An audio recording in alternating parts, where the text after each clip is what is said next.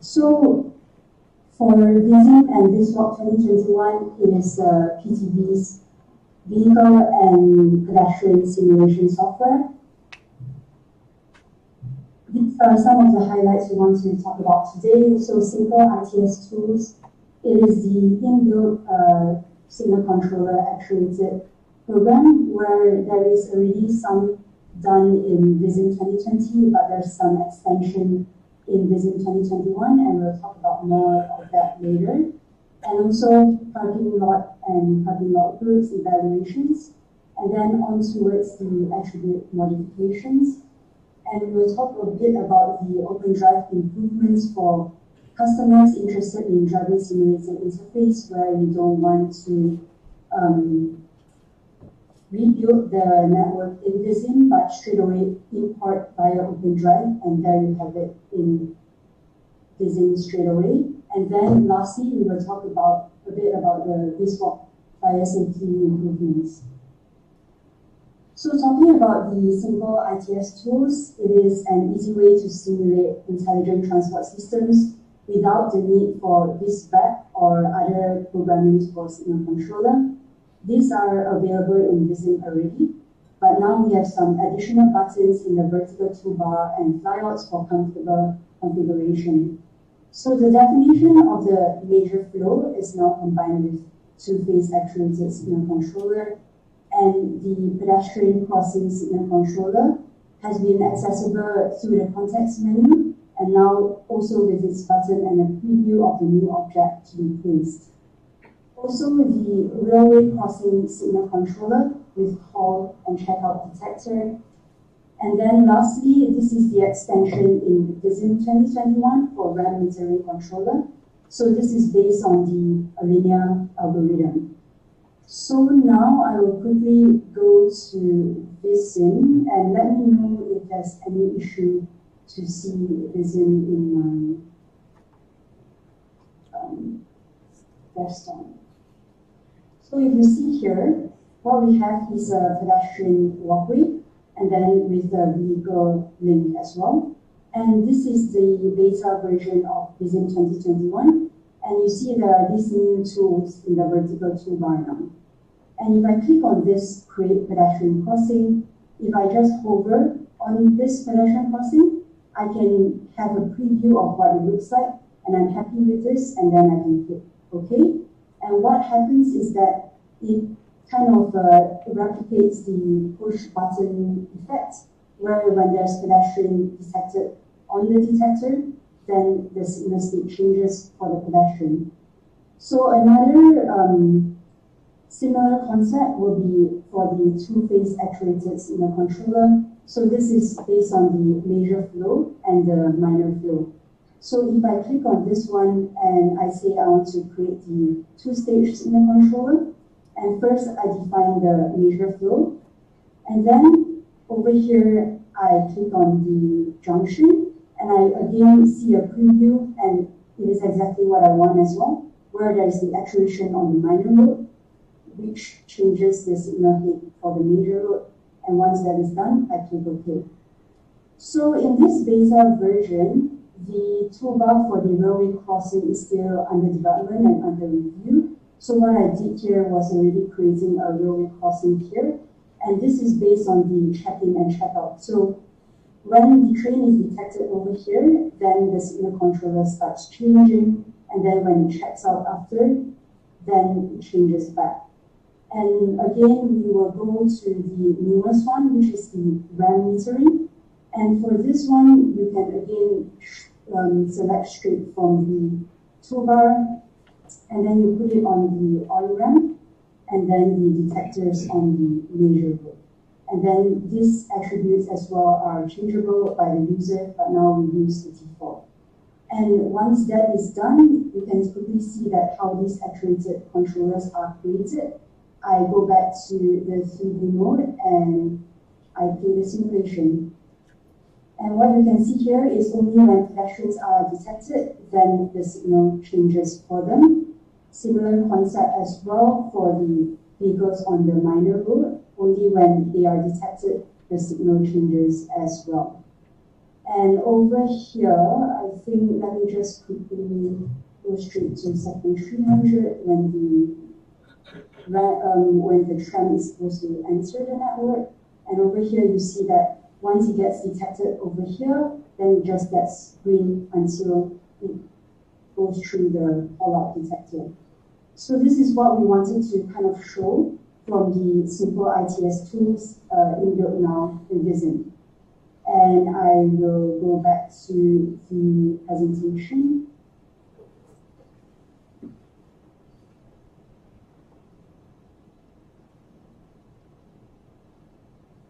All right, so that was a preview of the simple ITS tools in Vissim 2021. Going next into parking evaluations. So at first, a little explanation. So in Vissim, there are the individual parking spaces, and many parking spaces can be grouped into a single parking lot, and parking lot groups can encompass a few parking lots over here. And in the old parking lot dialog, you can find for dynamic assignment tab, it's called the attribute group. In Vissim 21, we have changed it to destination group to better represent the meaning behind for dynamic assignment. And for evaluation group, we have a new attribute that is used for parking evaluations. Now you can find it in the list only, but after the release, it will soon appear in the dialog as well. So the new parking evaluations are available for individual parking spaces, parking lots, parking lot groups, and even for parking routing decisions. And on the right side, you can see that there are these new parking states available, including when vehicles are blocked while leaving a parking space or when they are back to their main route and driving to parking space as well. So what do you get from these new evaluations? Many evaluations for individual parking spaces, lots and lot groups, like number of vehicles entering, number of vehicles parked, the occupancy rate, the parking duration, and many more. And on the right here, you can see for parking routing decisions, there are the extra evaluation output as well. And as usual, when there are evaluation output for graphic analysis, there is an improvement as well. So if you see here under edit color scheme, you can have color scheme for individual parking lots, like what you see over here. And if they are, for individual parking spaces, and then for parking lots making up many parking spaces as well, then you can have uniform color across, or even for parking lot groups encompassing many parking lots. And for individual vehicles, we can now color them based on the new parking state over here. So this is the look into the new parking evaluations output and the graphical analysis. For the next one is an interesting update, which is the attribute modifications. So now it is possible to model formulas that can access old values from the last time step and calculate new value based on the old one. So then cumulative calculation is possible.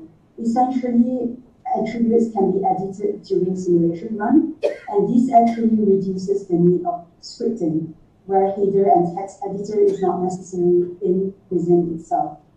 So there are some changes in the menu button, where in previous versions, it is called scripts. Now there are actions, and under actions, there are the old features, which are the event-based scripts and run script part. Now there is a new one called attribute modifications. And what you can see here is you can target the object type and the object type attribute, and then similar to what we have formulas for the user-defined attributes and also formula routing, here you can define formulas as well. So again, I will quickly go into a model in Vissim 21. All right, let me know if you can't see the model or if there's any issue when I play the simulation. So, okay, this is based on an old model, but there is some modification done to basically include the attribute modifications. And And what happens here is we want to do the movement control for the barrier and to generate pedestrians going into the hotel, which is done here. And if you remember in the old example, previously there were two scripts done. So one script is to basically control the barrier movement, and another script is to generate pedestrians. But now if I go under actions, event-based scripts, you can see that there are no more scripts there. But instead, under attribute modifications, what we have done here is that there is the object type name that we want to change. This is where the barrier is, and we want to change the state of it. And if I open the formula, it's based on the if condition where if the signal state of the particular barrier, later we will show how the signal state is linked, equals to a particular number, and the barrier state is less than the total number of barrier states minus 1, then we change the barrier state plus 1. If not, we remain as it is. And there's another nested if condition where if the signal state not equals to 1 and the barrier state is above 0, we change the barrier state minus 1. And if not, again, remain as it is. And if I go into 2D mode for better explanation, what you can see here is there's a signal head connected, and based on this signal head, the barrier moves based on our attribute modifications we define here. And as you can see here, there is detectors before and after.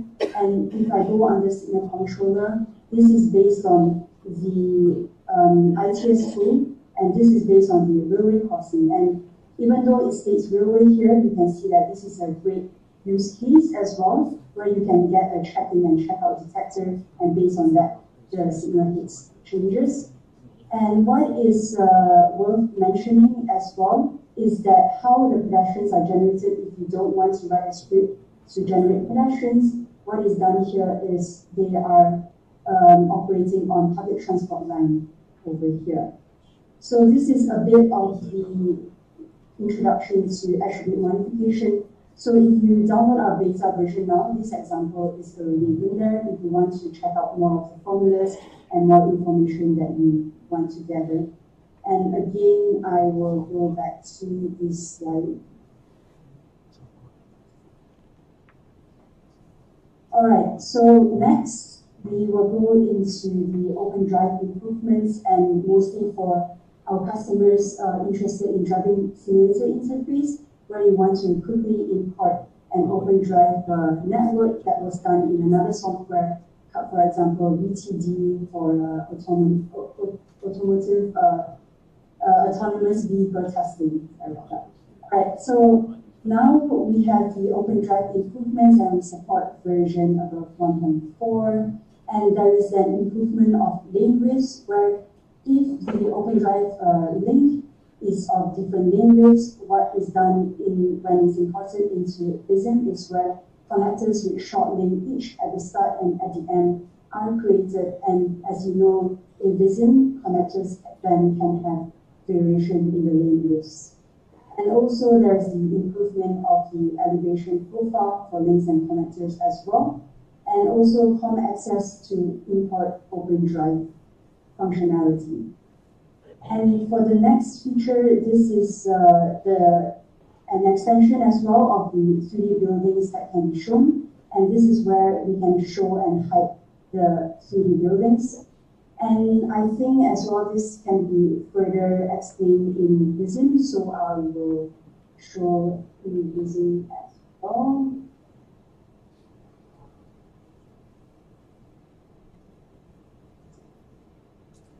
All right. So over here is just an example from the Mines example, and if I want to show the map box buildings, I can just click on this. And what you see here is this building surrounding your network. And now there's under context menu a new button called Edit Building Visibility. And if I select here and I say that, okay, I don't want these buildings particularly over here, and I click Control to select them all, and I tick it, then they disappear. And another thing worth mentioning is if you want to select a whole area, to disappear as well, what you can do is just drag the whole area and then click enter, and that's done. And again, if you want to again show them up again, then I will just click on visible and they appear again. And what is worth mentioning here is that if I have a static 3D model, for example, over here I choose a supermarket, and basically if I have a static 3D model that is overlapping with the 3D buildings, what happens is that your static 3D model will stay and the buildings will disappear. So there is no such a double layer of the building configuration. All right, so that is all I wanted to share about showing and hiding 3D buildings. And again, going back to the presentation.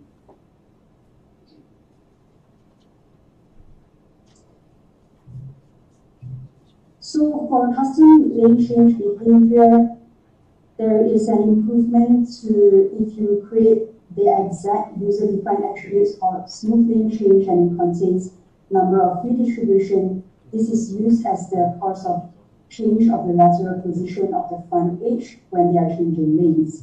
And if you add another user-defined attributes for driving behavior, exactly called the lane change duration, this value is used as duration of the curved lane change. Otherwise, you will follow the fixed value of 3.6 seconds. Remember that normal lane changes still take 3 seconds. So if you see in this graph over here, what happens is that by default, then this is the orange line here. But if you want to add in a curved lane change duration, for example, the blue line here, then that is what you can modify for your driving behavior. And just to mention some drawbacks, that it costs 4% of performance. And as you, and of course, like it does not work partly with any other desired lateral position other than the middle desired lateral position. And right now, there is still no check of senseless and dangerous input yet. For the next one, which is the multi-run changes to video and animation recording. In the past, you cannot define the recording scope, where it will be recorded for every run, but now you can define and extend the recording scope for first run and or final run only. And another improvement is for the speed up simulation of even 5 to 15% for bigger networks and even up to 25% as well. And now we want to give you a glimpse of Vissim AR. So this is another interesting improvement here, where Vissim AR is easy to use and accessible app, and it promotes interaction and collaboration, where instead of just showing videos or your modeling simulation, you can show it on an AR platform for authorities and for customers to see. And here is based on the downtown Singapore case study, where there are 2 scenarios, where one scenario on the left is based on no CAVs, no connected autonomous vehicle, and the case study on the right, the scenario on the right, is based on 100% of CAVs in the network. And as you can see, this button here, this middle line here, you can swipe between the 2 scenarios to quickly output, even to see the speed, the density, the volume, and even the individual vehicles in the network. And maybe I will quickly go through it a bit since we are a bit limited on time. You can see that if you zoom in as well, and then you can swipe between the 2 scenarios as well. So this is kind of what we wanted to show for this Vissim AR, which is a new feature, which is a new addition to Vissim. And for the next slide, we will go into VisWalk specific features. So for the attributes of desired speed factor at areas, ramps, and pedestrian links, these can now be modified during a simulation run. And for individual pedestrian attribute, there is also a desired speed factor as well, which can also be modified during a simulation run. And for beam import, there are now the possibility to import more complex staircases, and there are also improvements for the CAD and DWG import as well. And lastly, new relations from pedestrians to static routes and partial routes. So if a pedestrian is on a route, then this relation is set. Otherwise, it is empty, example, when pedestrians are boarding a public transport vehicle. So for the integration of this walk with FDS, which is the Fire Dynamics Simulator, which is a third-party software, this was done in Vissim 2020 for fire visualization and FET and FIC computation. So this video is just a refresher of what was done. And to mention as well, this is based on the RIMIA test case that's available in the example. And of course, the simulation output visualization is much better if you have smaller time steps in between as well.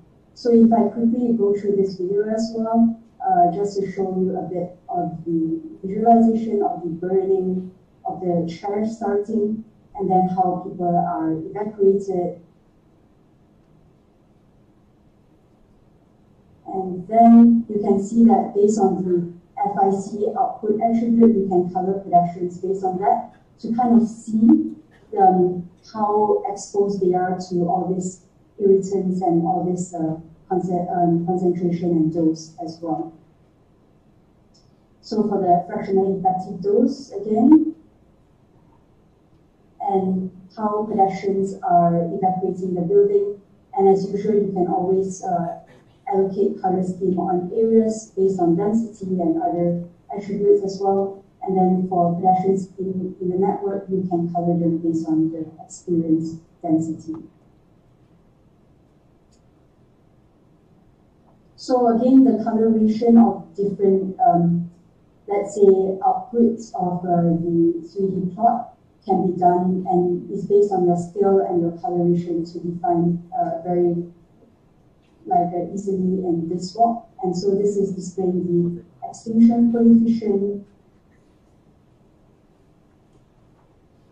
And this is, let's say, displaying the carbon monoxide, and then the HCI, and for the suit as well. So various FDS output that you can simulate for visualization in this walk and for the FET and FIC computation. So going to the next slide for the new VisWalk fire safety improvements. So when safety engineers perform an assessment of life safety in case of building fire, they usually compare the available safe egress time, which is the ASAT in the map graph here, and the required safe egress time. So while ASAT focuses on fire, RSAT focuses on the occupants. And the analysis of both ASAT and RSAT are conducted based on the basis of maps. So if you subtract RSAT from ASAT, what you get is this difference map that you can see here, and then a sort of safety margin throughout the entire floor plan. So ASAT describes the performance of a built environment in terms of resistance against consequences of fire. So this is achieved by determining the time when tenability criteria or fire effects are exceeded. So this part of ASAT is not calculated in this walk. But on the other hand, RSAT captures the occupant's egress out of the building. And so this can be calculated in this walk now. So as mentioned, RSAT map is a map representing the spatial distribution of required safe egress time, and it provides comprehensive information about evacuation dynamics of the scenario. So the routine determines the time when a cell has been traversed by an agent for the last time. So the corresponding grid then is set to this particular time that you can see over here in the RSAT map. So if a grid element has not been traversed at all, it will remain not a number, which is what you see here, which is the NAM.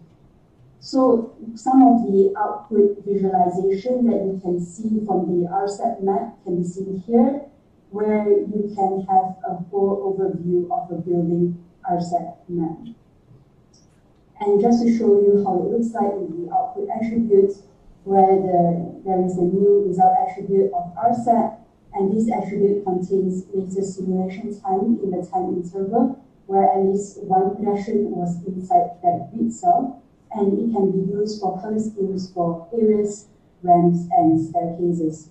And if you want to look into more of the theory and details behind ASET and RSET, you can check out these links over here in the slide at the bottom. Alright, so that is our overview of the new Vissim and Viswap features.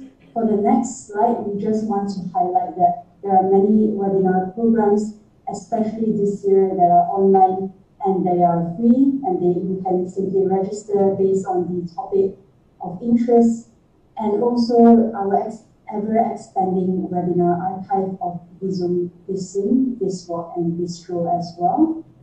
And just to mention some key webinars and PTV talks, which are the Bistro talk and the home programming in Vissim, and the Vissim dynamic assignment, Vissim OD matrix estimation, and the Viswap comparison to real world. So all this, you can check out the links, and they are recorded, and you can go look into these webinars as well.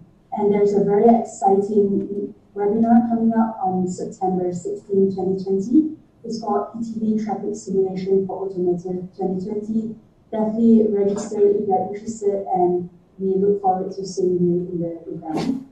And just to mention, thank you so much for all the feedbacks over the years, and thank you for making PTV and making Vissim great. So that's all I have to share.